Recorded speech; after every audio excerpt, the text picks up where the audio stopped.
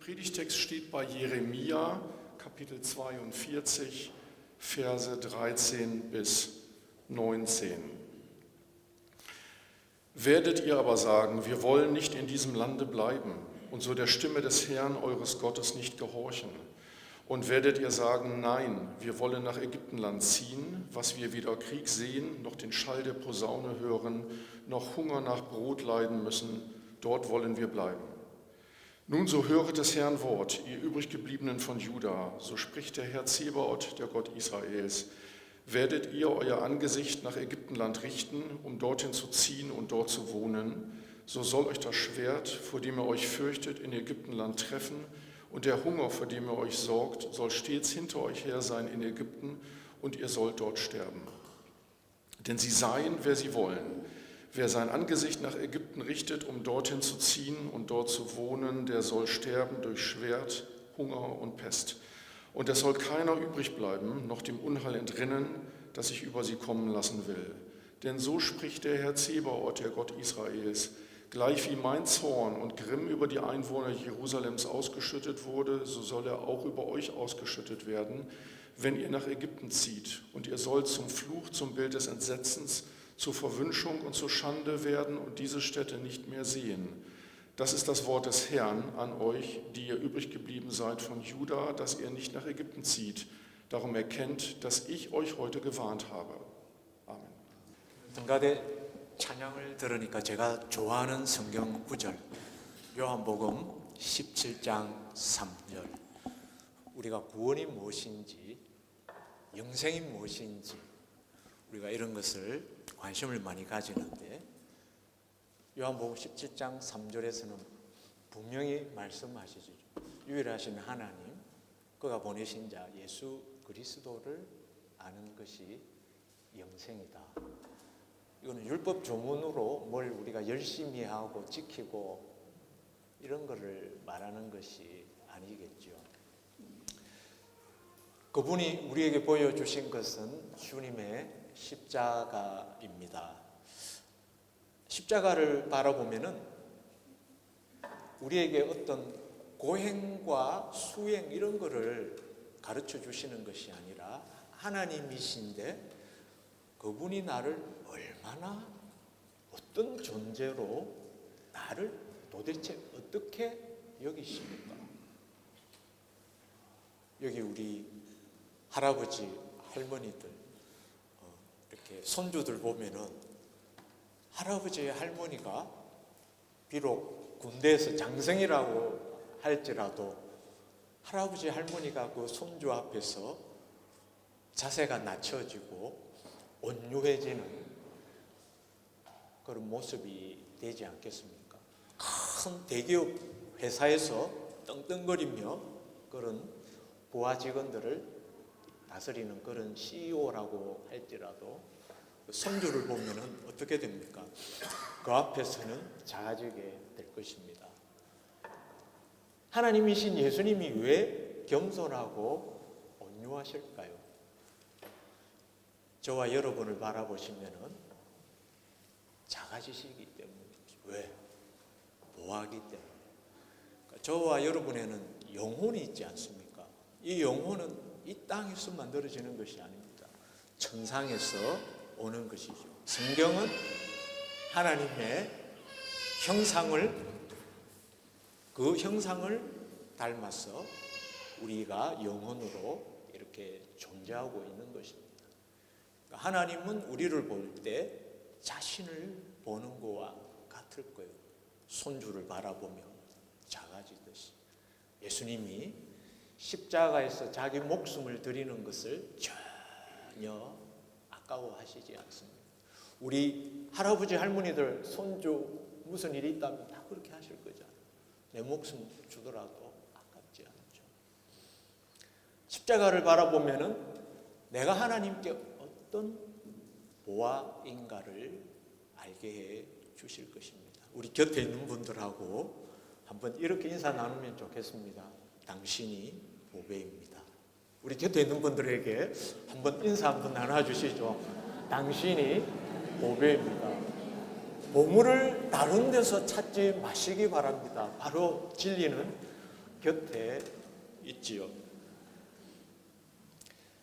나를 향하신 그 하나님 사랑으로 그래서 우리가 사랑할 수 있게 되겠죠. 신뢰할 수 있게 될 것입니다. 그 보아하기 때문에 얼마나 소중하고 존중하게 되겠습니까?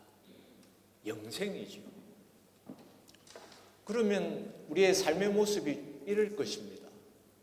좀 지체가 실수를 하더라도 아이고 잘하려고 하다가 그런 것인데 그럴 수도 있지 뭐. 괜찮아. 우리 이런 모습이 나오지 않겠습니까? 그러나 우리가 살아가는 많은 경우의 세상, 회사 같은 곳은 그렇지 않지요. 실수하면 바로 지적 들어갑니다. 그죠?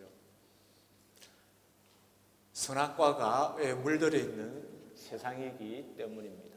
원죄로 죄가 만연된 곳이기 때문이죠. 우리가 하나님께 어떤 보화, 이 아들됨을 놓쳐버렸기 때문입니다. 제가 생각할 때 그렇기 때문에 성경 말씀을 볼 때 이 원죄라는 이 굉장한 심각성은 어디에 있는가? 저는 우리가 그 보화로 언제나 나를 아들로 받아주시는 그 아들됨을 잃어버렸다. 내가 내 힘으로 그거 얻어내야 되잖아. 내가 내 힘으로 그 안정 얻어야 됩니다. 종살이 하는 것입니다. 종이 된다. 아들의 지위를 우리가 잃어버리면 종처럼 살아가게 되겠죠. 오늘 읽은 본문의 말씀이 그 내용입니다. 애국, 좋아 보이지? 종살이 하는 거야. 이거를 말씀하시는 거겠죠.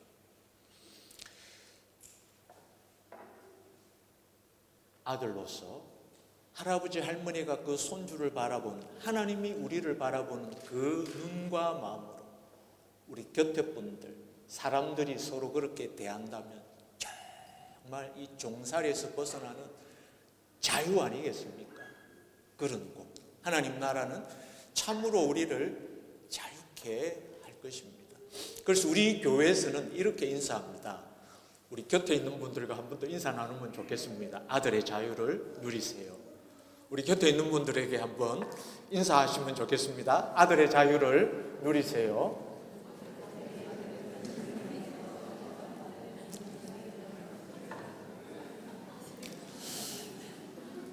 그러나 우리가 이 아들됨, 이 존중함, 보아로 여겨주는 이 소중함 잃어버리면은 조금 전에 말씀한 것처럼 이 세상에서 우리가 늘 일상에서 경험하는 상처받기 쉬운 바로 지적하고 다그치기나 자꾸 우리 특별히 유교적이고 이런 데서는 자꾸 먼저 혼을 내려고 하는 거죠.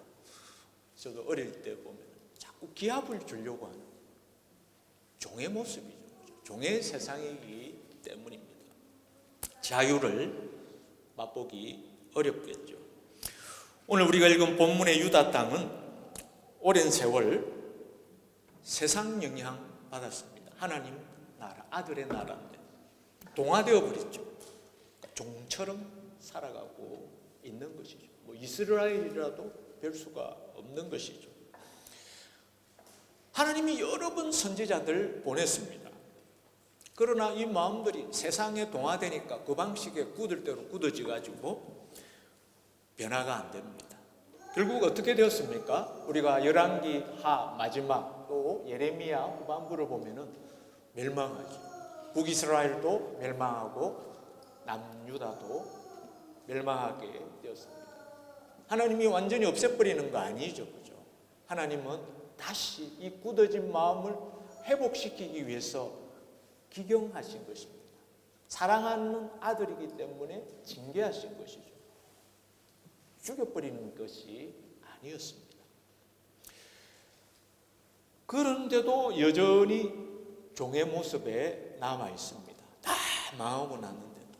유다의 남은 자들 중에 군지관들이 이제 딱 보니까 우리가 살려면 어떻게 해야 되겠나 이렇게 딱 이렇게 바라보니까 애굽은 여전히 힘 있는 나라고 상당한 권세를 가졌기 때문에 애굽으로 가면은 과거에 우리와 우방이기도 했기 때문에 도와주겠지. 이렇게 생각하고 있는 것이죠. 우리 예레미야 이 본문을 읽어보신 분은 알겠지만 그 본문의 배경에는 이스마엘이라는 사람하고 그다랴라는 인물이 나오게 됩니다. 이스마엘이라는 사람은 왕의 친족입니다. 그리고 서기관 아들인 이 그다랴라는 사람이, 이 사람이 바벨론에서 신임 총독으로 딱 심은 그런 지위를 얻게 되는 것이죠. 그러니까 왕의 친족인 이스마엘이 딱 보면은 어떻겠습니까? 눈꼴이 시리겠죠. 그렇죠? 배가 아팠을 것입니다. 서열로 따지면은 내가 총독돼야 되는 거야. 나 왕 친족인데. 서기관도 물론 직책은 있지만 내가 더 높은 거잖아. 질투가 나고 봐주기 어려웠겠죠. 그래서 이 이스마엘이 하는 모습을 보면은 나 왕의 친족, 나 이스라엘 선민이야 이런 말을 하면서 겉으로는 우리가 하나님이 택하신 선민인데 어찌 저 오랑캐 같은 바벨론한테 굴복하느냐. 마치 의병처럼 의분을 내는 것 같은데 그 쭉 이어서 본문을 보면은 그 이스마엘의 내심은 그 우리의 육신의 욕심과 자랑을 위해서 살아가는 것과 별반 다름이 아닌 것 같습니다.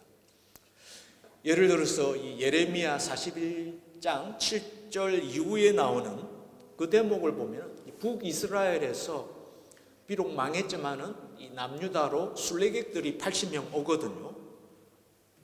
그들을 죽여버립니다. 무참하게. 그런데 그 와중에서도 한 10명이 귀한 양식이 있는 곳이 있다 이렇게 해주니까 그건 살려주네요. 그 양식 그거 정보를 얻어야 되니까. 이런 인물이었습니다. 그리고 또 거기 보면은 이 이스마엘의 흑심을 미리 일러 바치는 지휘관 중에 한 명 요하난이라는 사람도 나오는데요. 이 사람도 자리에 대한 욕심은 비슷한 것 같습니다. 군지휘관 중에 이 이스마엘이 왕의 친족이니까 제일 기세가 등등할 거잖아요. 요놈만 딱 제거되면은 내 손에 피 안 묻히고 어떤 식으로든 제거되면은 이제 남은 유다 땅에서 자기가 군대 장관할 수 있겠잖아요. 그렇죠? 그렇게 생각하지 않았나 모르겠습니다. 그러니까 참 나라가 망하고 성전이 불타고 얼마나 슬픈 일입니까? 그 와중에서도 이제 신락 같은 희망이 좀 찾아올 것 같았는데 이 권력의 주변에는 어떻습니까? 이 추한 계산, 주판이 이렇게 여전히 돌아가고 있는 것입니다. 정말 안타깝게도 큰 그림 대의를 보지 못하고 그런 소인배와 종의 모습이죠. 이제 그 이유를 보면은 이 이스마엘이 결국 사고를 칩니다. 그다랴 신임 총독을 죽여버리고 그와 함께 있던 바벨론 군인들도 다 죽여버립니다. 그리고는 어디로 도망하느냐 하면 암몬으로 도망하는 것이죠. 암몬은 이방 나라잖아요. 그러니까 이 이스마엘의 그 정체를 알 수가 있겠죠. 겉으로는 뭐 의병처럼 말은 하지만 결국 내심은 세상 욕심인 것이죠. 그러니까 이제 그러고 암몬을 갚으니까 이제 남아있는 군지관들이 결정을 해야 되잖아요. 어떻게 할 것인가? 바벨론을 두려워하는 것입니다. 참 여기서 이 좋은 기회를 잃어버린 살리지 못한 안타까운 점은 비록 어려움은 있겠죠. 그죠? 그러나 만약 긴급히 이 사실을 바벨론에 가가지고 알려서 사절을 보내서 그간의 자초지종을 설명하고 바벨론 왕의 선의를 구했더라면은 계속 유다 땅에 머물 수 있었을 텐데 예레미야도 유다 땅에 머물러야 된다고 계속 말하는데도 두려워하는 것입니다. 참 이러한 삶의 기로에서 진짜 기로죠. 이렇게 해야 되나? 이렇게 해야 되나? 지금은 정말 죽느냐 사느냐 하는 이 기로입니다. 우리도 한평생 살아가면서 이런 일들 한 번씩 우리에게 다가오지 않습니까? 어떻게 해야 될까요? 하나님은 성경을 통해서 우리에게 가르쳐 줍니다. 어떻게 해야 되는지, 어떤 길을 택해야 되는지 분명하게 가르쳐 줍니다. 우리가 모두의 인사인 것처럼 우리의 정체성이 뭡니까? 다 하나님의 보아잖아요. 아들, 딸들입니다. 하나님이 우리만 봐면은 할아버지, 할머니가 작아지듯이 그렇게 우리를 보아로 여기고 계신다는, 나만 그렇습니까? 내 옆에 있는 지체들도 그렇죠. 그러나 모든 결정을 할 때 보면은 어떤 세상의 행복이 이 보아를 앞서게 되고, 국가 정책에도 비슷하고 세계 외교 정책에도 비슷할 것입니다. 또는 어떤 이념, 인간의 이성으로 생각한다, 자유롭다 하지만은 이 기계 정치 같은 그런 결과물들이, 이성의 결과물들이 이 보아를 앞서죠. 때로는 어떤 공동체의 미덕, 이런 것을 강조하는데 좋은 명분이 될 수가 있겠죠. 그러나 그 명분이 보아를 앞설 수 있겠습니까? 세상은 그렇게 하는 것 같습니다. 하나님은 거기서 우리가 어떻게 해야 되는지를 가르쳐 줍니다. 너 누구니? 너 이스라엘이잖아. 네가 보아됨을, 너 옆에 있는 사람이 보아임을 놓치지 마. 그거 보존하고 사는 것이, 그게 유다 땅에 남는 것입니다. 그게 살 길이에요. 내가 뒤에는 다 책임진다. 예레미야를 통해서 계속 말씀하는 거죠.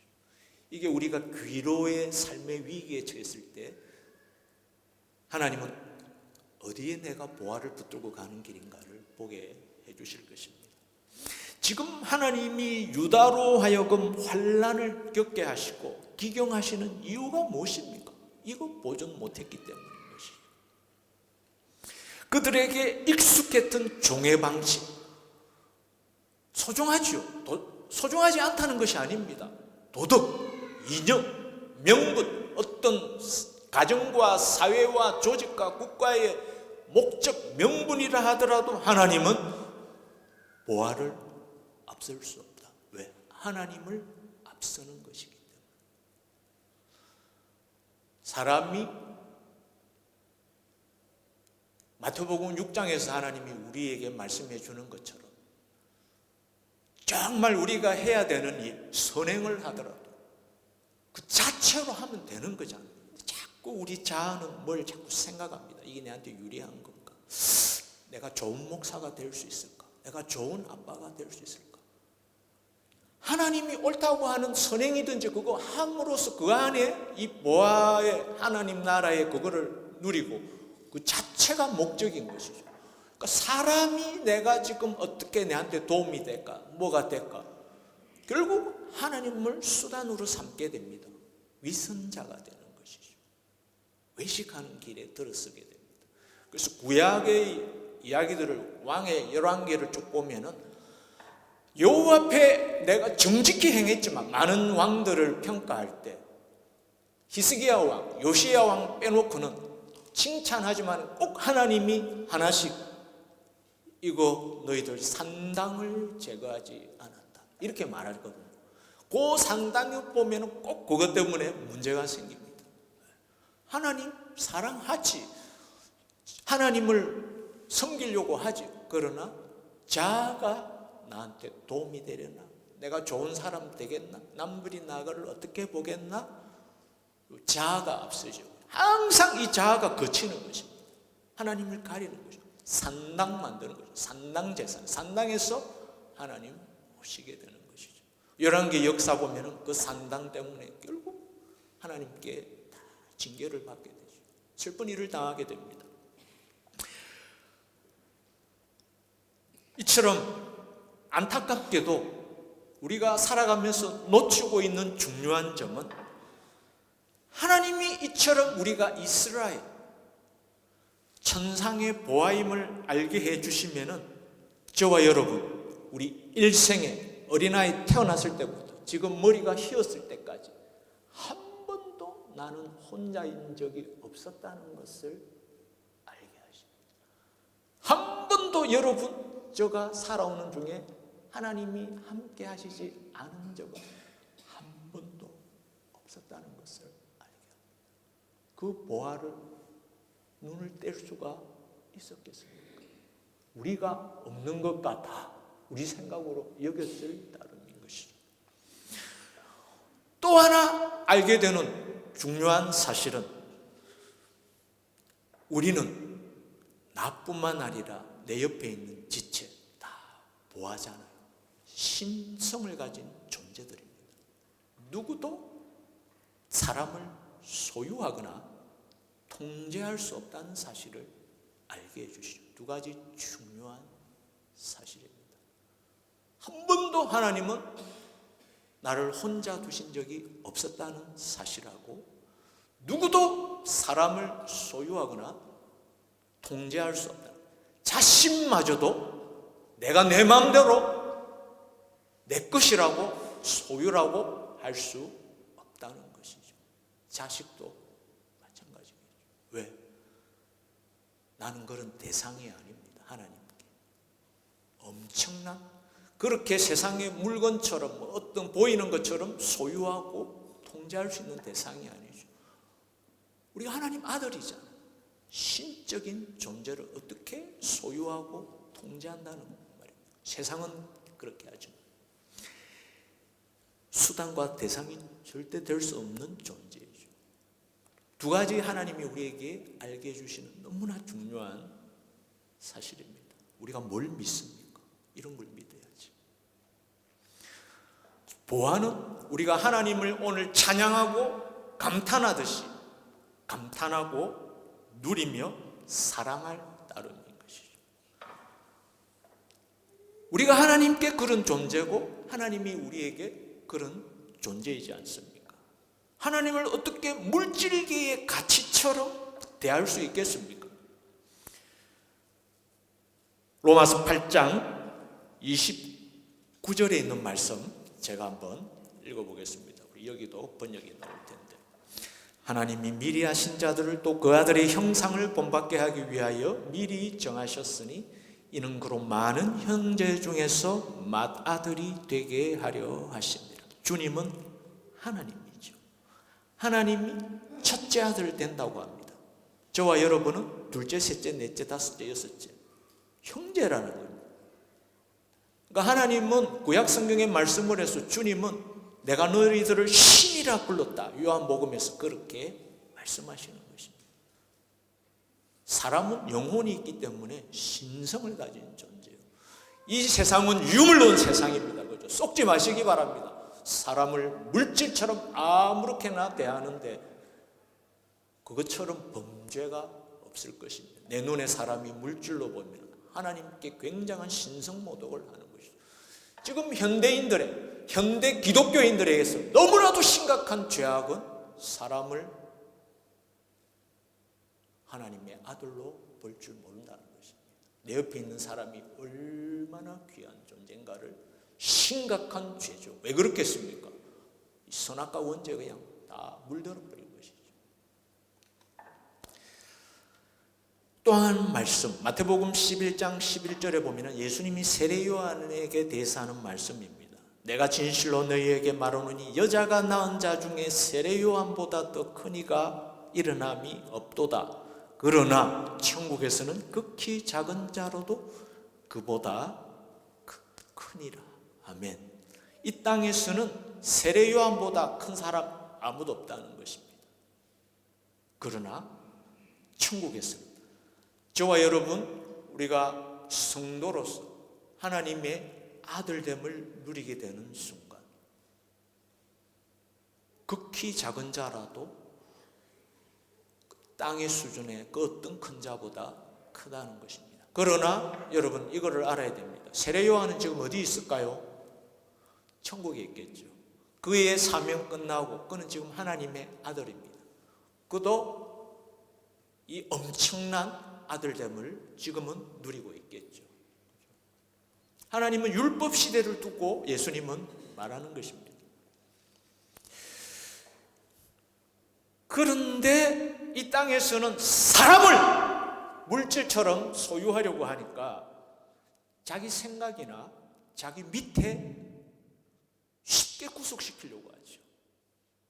금쪽 같은 자식인데도 가스라이팅을 하게 되는 것이죠. 천국은 소유라기보다는 이 물질계의 현상에 감탄하고 만족하고 그곳에 물들게 되는 방식으로 살아가게 될 것입니다. 만일 우리가 이웃을 사랑해야죠. 선행을 해야죠. 타인에게 선행을 베풀어 가지고 그 공로를 쌓아서 내가 천국 들어가야지, 이렇게 생각하고 있으면 뭔가 어폐가 여겨지지 않습니까?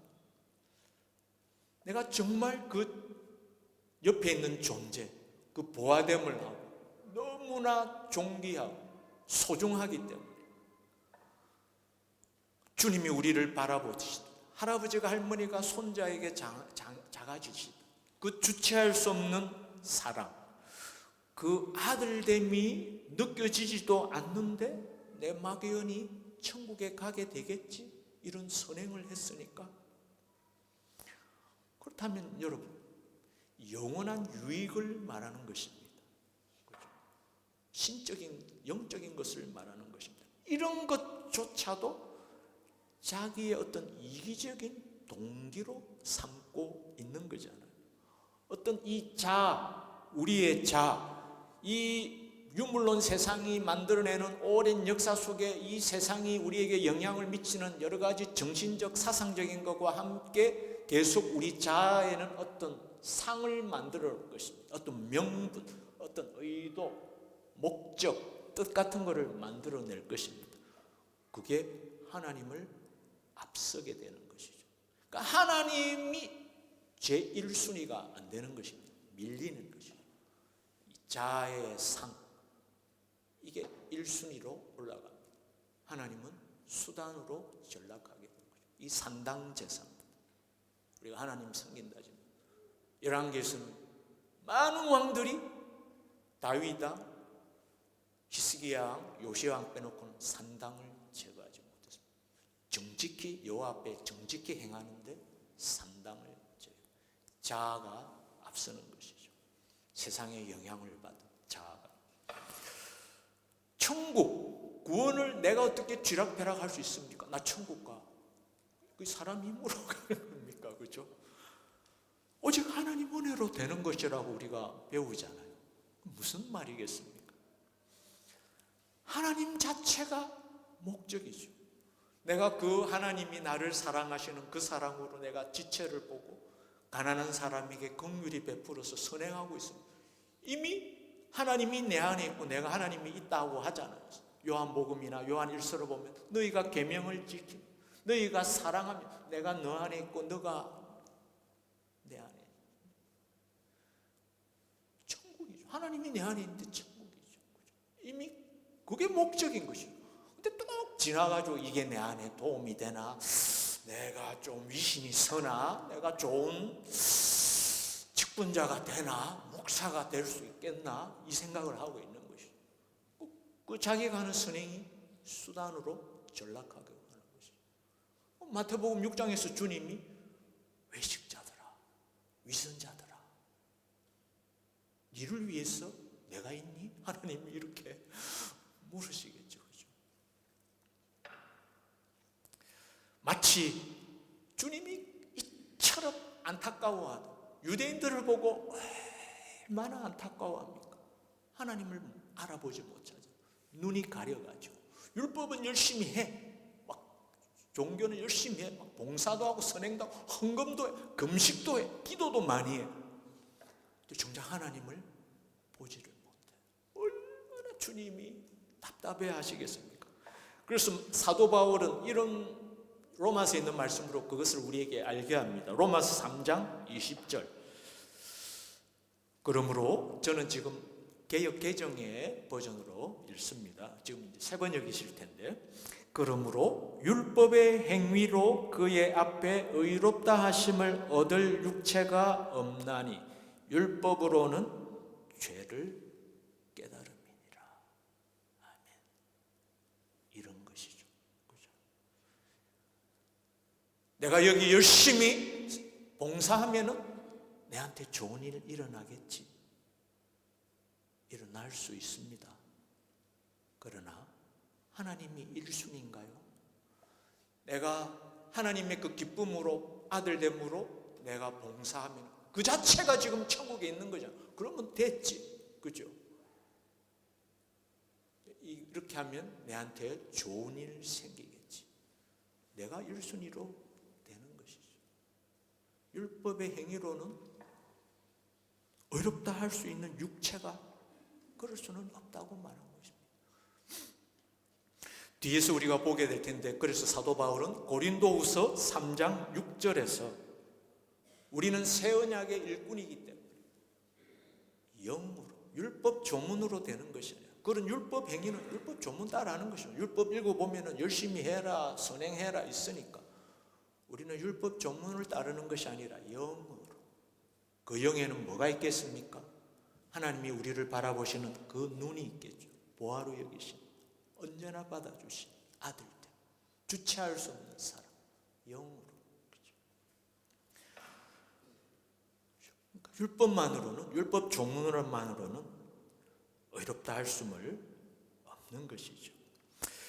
이처럼 천국은 나와 너의 존재 자체에 엄청난 보화가 있음을 발견하고 누리게 하는 세계입니다. 하나님이 저와 여러분의 이름을 부르시잖아요.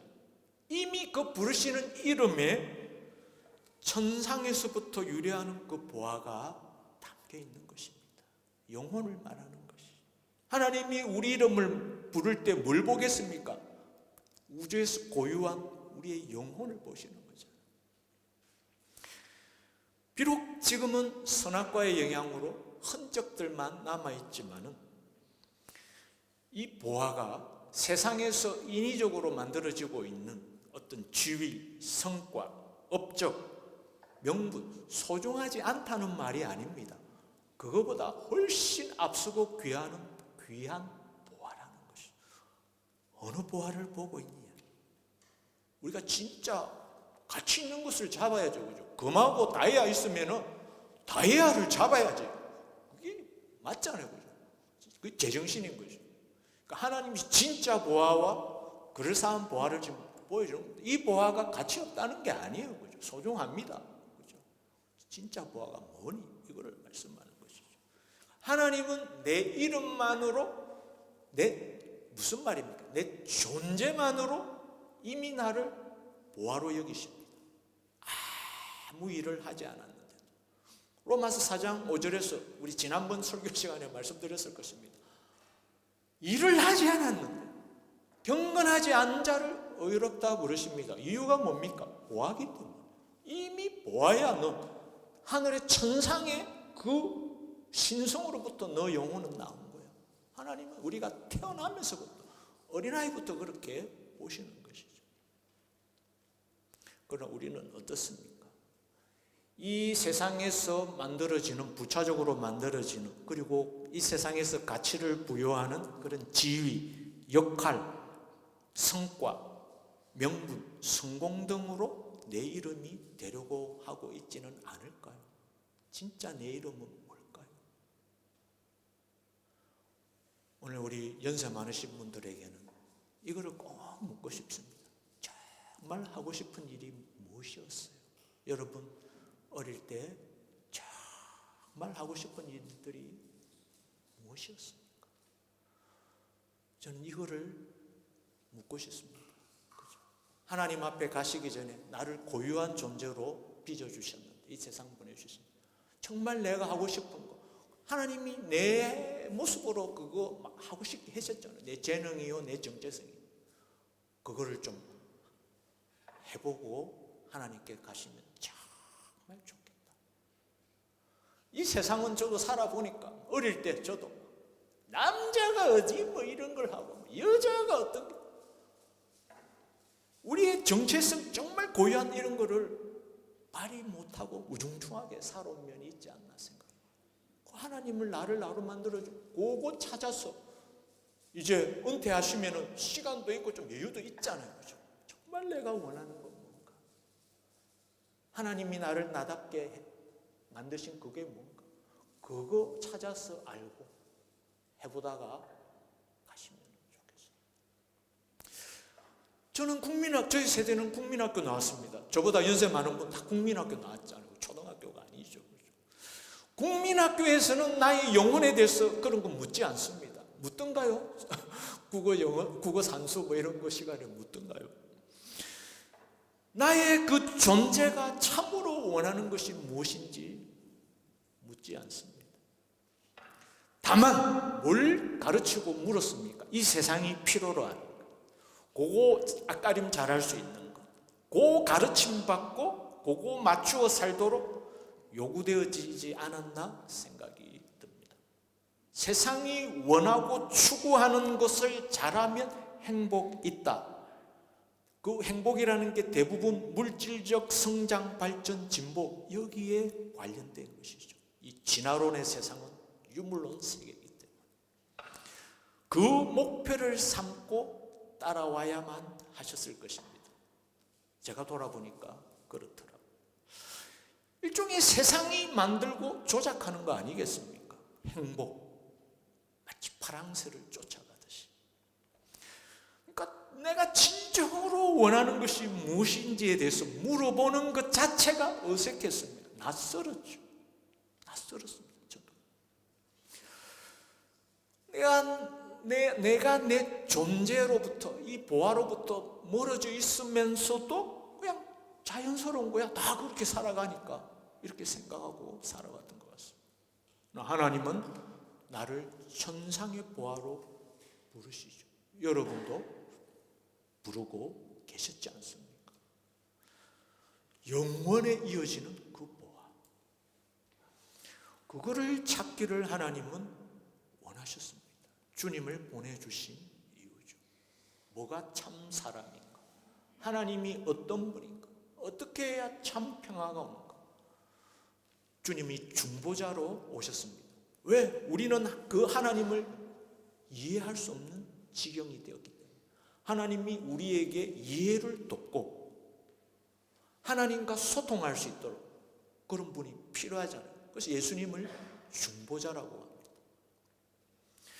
그러면 참으로 내 영혼, 나를 기쁘게 하고 충만케 하는 것은 무엇일까요? 내 존재의 보아됨에 관한 질문입니다. 세상은 돈이 많으면, 내 성공하면, 내 좀 큰 집에 살고 다른 사람보다 좋은 차 타면은 나 됐어, 기쁠 거야. 대부분 그렇지 않습니까? 그런 세상이 줄 수 있는 것이 아니라 줄 수 없는 기쁨을 주님은 성경에서 말씀하시죠. 하나님은 그런 거는 하나도 안 줘. 그걸 말하는 것이 아닙니다. 그것도 소중하죠. 더 소중한 것을 말하는 것입니다. 난 네가 있어 너무 좋아. 그래서 내가 십자가에서 널 위해 죽는 것도 아깝지 않아. 어떤 보완이냐는 것입니다. 세상은 좋은 학교 가고 좋은 직장 다니고 그게 중요하지 않다는 것이 아니죠. 그게 최고인 것처럼 우리의 혼을 쏙 빼놓고 살아가게 하는 그것이 문제라는 것입니다. 마귀가 하는 것이죠. 우리를 미혹하는 것입니다. 이 복음의 빛을 보지 못하게 하는 것이죠. 고린도후서 4장 4절 이하로부터 말씀하는 것처럼 우리를 그렇게 길들여지게 하지 않았을까요? 비록 하나님을 사랑한다 하지만 하나님을 나의 분시에 만족시키는 수단으로 전락시키는 위선자의 모습으로, 산당에서 제사하는 모습으로 살아가고 있지 않을까요? 유물론 세상에 물질적인, 대부분은 효용성, 기능성 이런 것들일 겁니다. 그런 가치와 논리를 넘어서고 초월하는 세계이죠. 저와 여러분에게, 우리에게 또 한 번 삶이 주어진다면 우리는 어떻게 살고 싶습니까? 이런 말들을 주변에서 듣게 됩니다. 내가 한 번 더 살게 된다면은, 야, 조건이 좀 나은 상태에서 한번 태어나봤으면 좋겠다. 좋은 부모 좀 만나고, 그죠? 좋은 가정도 좀 만나고, 재산도 좀 넉넉한 데서 좀 내가 한번 태어나봤으면, 진짜 한번 장난이 아니게 한번 살아볼 수 있을 것 같은데, 이런 말을 하는 것을 듣게 되는 것 같습니다. 그러나 우리가 성경이 가르쳐 주시는 것처럼 육신이 뭔지, 죄가 뭔지, 다시 말하자면 아들됨을 잃고 종으로 살아가는 것을 말하는 것이죠. 이걸 알고 목사인 제가 저를 한번 돌이켜보니까, 제가 비록 좀 그렇게 더 나은 조건에서 살았다고 한다면은 이렇게 살았을 것 같습니다. 끄들먹거리고 잘난 체하며 추하게 살지 않았나, 이런 생각이 듭니다. 그렇다면 사람이 다시 한번 좋은 조건에 살게 된다고 하더라도 결코 내 영혼의 아들됨, 이 보화, 그것이 없어서 이 영혼의 고통과 목마름은 변화가 없을 것입니다. 그렇게 된 거죠. 왜냐하면 이 보이는 그런 더 나은 조건이 내 존재의 보화를 발견하게 할 수는 없기 때문입니다. 다시 말해서 허울 좋은 세상에 조작된 행복관념에 갇혀서는 성경이 말하는 종살이의 수고와 슬픔으로부터 결코 자유할 수 없겠죠. 다시 말해서 세상의 화려한 영광, 그것이 우리 존재의 영광, 이 보화를, 그 아들됨을 누리게 할 수는 없다는 것입니다. 그렇게는 아무리 그 세상의 보화가 많아도 결코 가나안의 적과 꿀이 될 수 있겠습니까? 싸우고 찢고 뽑고 하는 것만 있겠지, 그죠?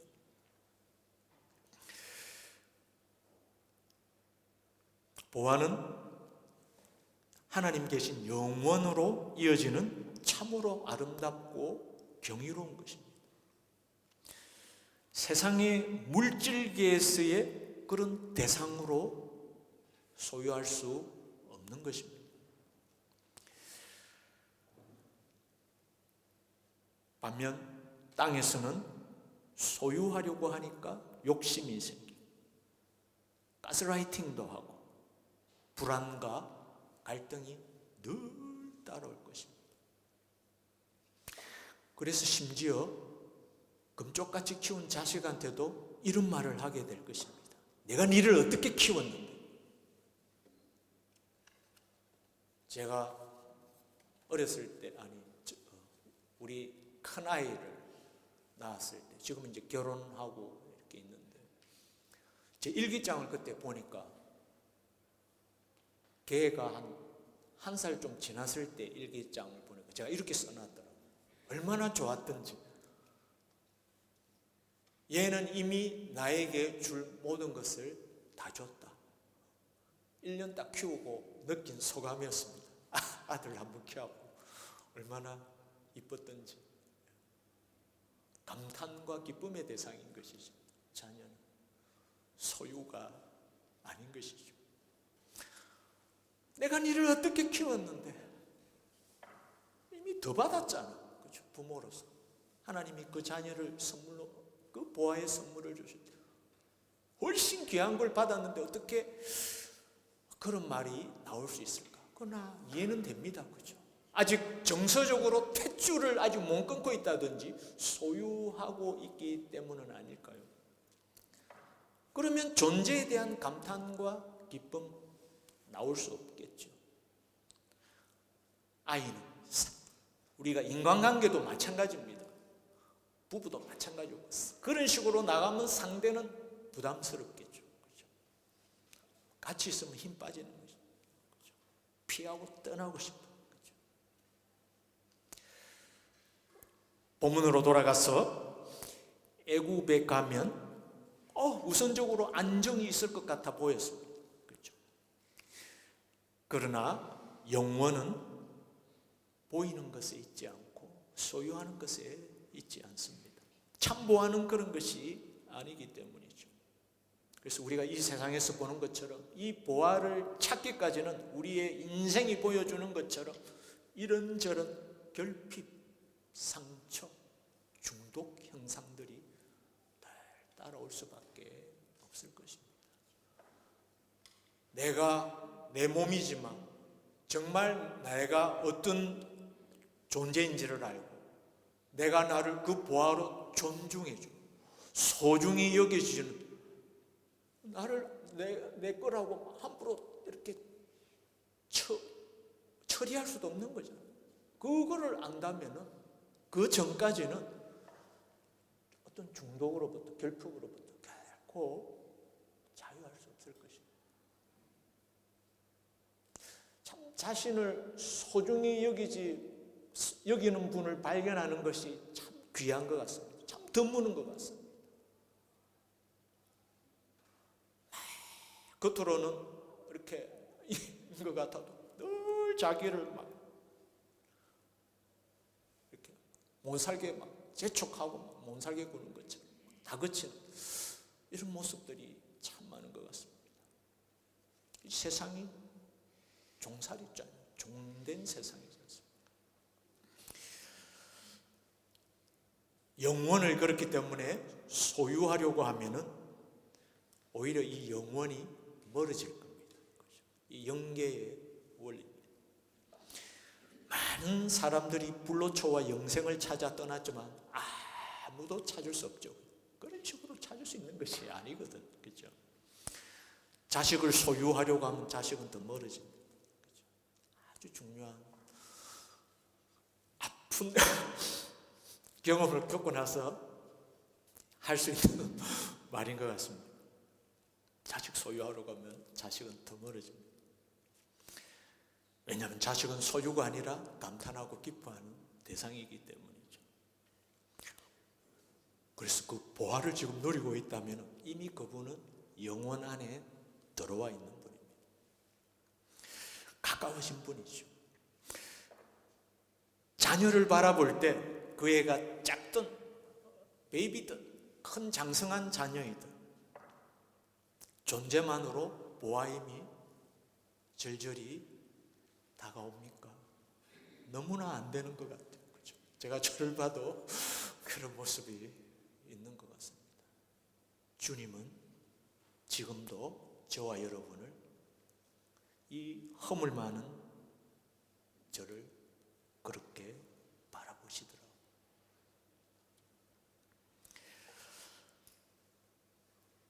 그 보화의 사귐이라고 하겠죠. 그죠? 사귐. 자녀들 안에 있는 영혼. 이 영혼에는 엄청난 자원과 잠재력이 있습니다.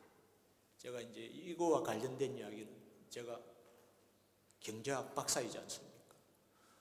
이게 세상에 꿀지에 많은 CEO 중에서도 참 이거와 결부해서 어떻게 사람 안에 있는 이 자원과 이 잠재력을 어떻게 끌어내는가. 참 이 뭔가 이게 퍼즐이 맞춰지는 것을 저는 좀 발견을 합니다. 하나님의 말씀이 진리구나. 사람 안에 있는 우리 자녀들한테 있는 이 잠재력 자원을 어떻게 하나님은 놀랍게 끌어내게 하는가. 그 아들됨을 회복시켜 줄 때. 제가 보니까 이거를 좀 아는 세계 굴지의 CEO들이 이 세계를 아는 것 같습니다. 혹 다음에 기회가 있으면 좀 거기에 대해서도 한번 나눠보면 좋겠습니다.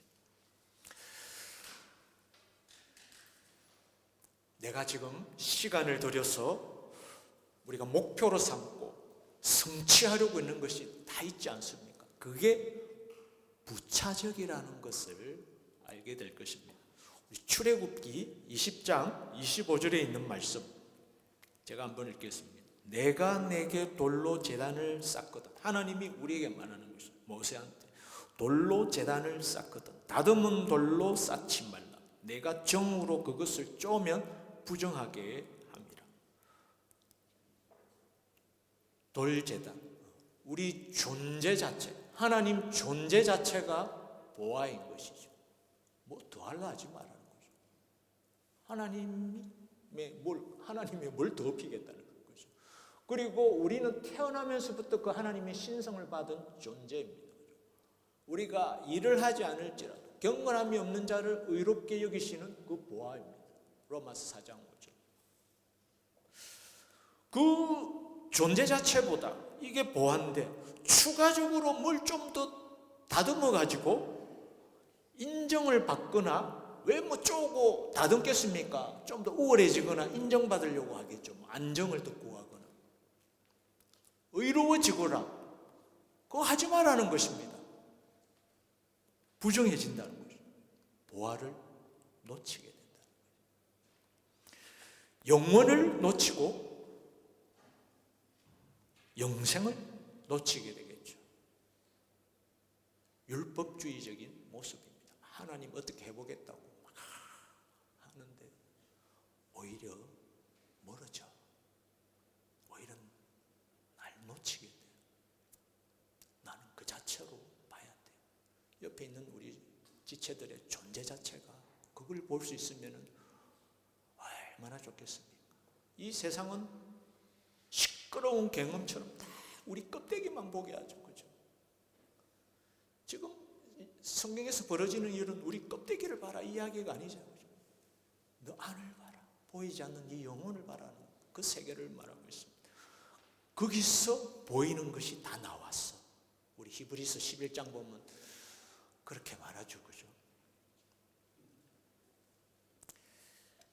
성경은 그렇게 살아가는 자들을 악한 자와 불량배라고도 말합니다. 사무엘상 30장 22절 제가 한번 읽겠습니다. 다윗과 함께 갔던 자들 가운데 악한 자와 불량배들이 다 이르되 뭐라고 말하는지 들어보십시오. 그들이 우리와 함께 가지 아니하였은즉 우리가 도로 찾은 물건이 무엇이든지 그들에게 주지 말고 각자의 처자만 데리고 떠나가게 하라 하는지라.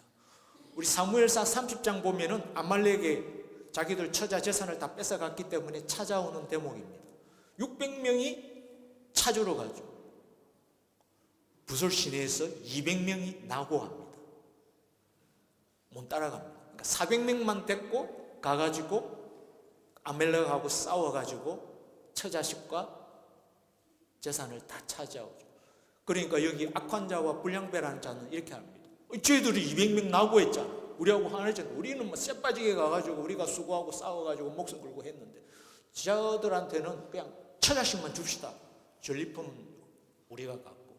다윗은 그때 뭐라고 합니까? 그럴 수 없다. 똑같이 분배하라. 그때로부터 이스라엘의 법이 되었다. 성경은 이렇게 말합니다. 지금의 세상의 기업에 있는 이 원리로 하면 그거 맞는 말입니까? 저 일 안 했는데 성과도 안 나오는데 인센티브 제도에 어긋나는 거 아닙니까? 지금 이 사람들 하는 말이 정당한 말이죠. 그러나 뭘 놓치고 있습니까? 다윗은 왜 그렇게 말했겠습니까? 낙오자 200명한테 천한 자, 가난한 자, 약한 자, 병든 자 뭘 놓치고 있는 것입니까? 껍데기는 너 그렇게 보이니? 그들에게 하늘의 신성, 이 보아, 영혼이 똑같이 있어. 똑같이 나눠줘. 보아를 보고 하는 것이죠. 우리 마태복음 20장에 그 포도원 주인 비유가 나오지 않습니까? 아침 일찍부터 새벽부터 일하고 9시에 일하고 12시에 일하고 3시에 일하고 해지기 1시간 전 5시부터 일해도 똑같이 나눠주라고 합니다. 세상의 기업 원리로 하면 망하죠. 그죠? 그러나 하나님 원리로 하면 그래야 가나안의 적과 꿀이 된다. 똑같이 나눠주라. 이 보화는 그런 세상의 보화가 아니다. 우리가 교회, 하나님 나라가 이 생명으로, 세상과 다른 이 기준으로 이 보화를 붙들고 살아가는 것이죠. 영생이기 때문이에요. 영생이기 때문에.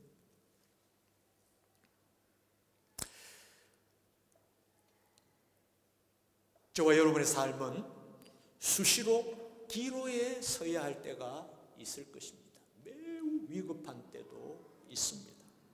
그러나 우리는 선택하고 결정해야 되죠. 그러면 오늘 말씀을 이제 결론을 지으면 어떻게 결정하는가입니다. 어떻게 선택하는가입니다. 힌트를 하나 드리겠습니다. 태도를 말하는 것입니다. 태도. 내가 머리 어떻게 잘 써가지고 복권하듯이 이걸 운을 말하는 것이 아니라 태도를 말하는 것입니다. 하나님은 그런 운에 이렇게 될까 저렇게 될까 늘 불안했던 그런 걸 말합니다. 난 늘 너와 임마누엘 함께한다. 어떤 태도를 가질 것인가. 그리고 선택하고 결정하신가. 구체적으로 말하면 이런 것입니다. 아들로서 택할 것인가. 종으로서 택할 것인가. 유다에 남는가 애굽으로 가는가를 우리 존재의 변화를 말하는 것이죠. 저와 여러분, 주님의 새 부대가 되어서 날마다 영혼으로 이어지고 하나님이 영으로 인정하는, 우리가 뒤에 우리가 읽지는 않았는데요. 고린도후서 3장 6절에 있는 말씀처럼 율법 조문이 아니라 영으로 인정하는 삶을 선택하면서 영혼의 존재로 인하여 기쁨과 충만함을 누리는 축복 언제나 가득하기를 구주 예수 그리스도의 이름으로 축원드립니다.